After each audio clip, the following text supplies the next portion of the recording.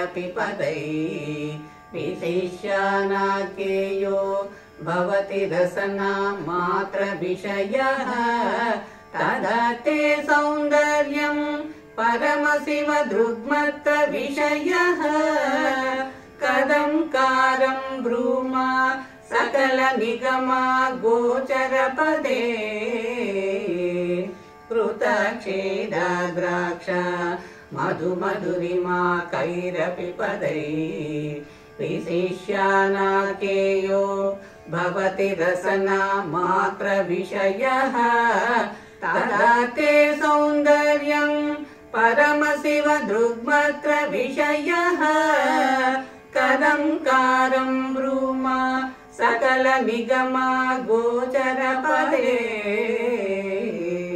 నెయ్యి, పాలు, ద్రాక్ష, తేనెల్లోని మాధుర్యాన్ని వర్ణించి చెప్పేందుకు మాటలు చాలు. వట్టి మాటల ద్వారా చెప్పతరం కాదు.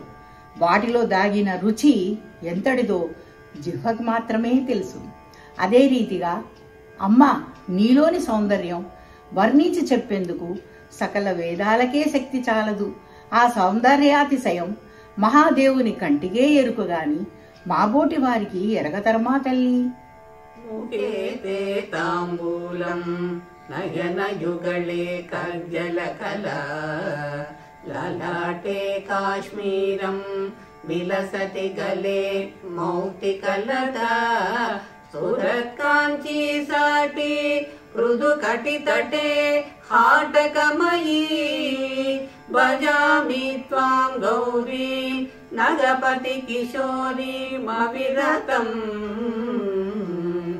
मुखे ते ताम्बूलं नयनयुगले कज्जलकला ललाटे काश्मीरं विलसति गले मौक्तिकलता सुरत्काञ्ची साटी मृदुकटितटे हाटकमयी भजामि त्वां गौरीं नगपति किशोरीमविरतम्.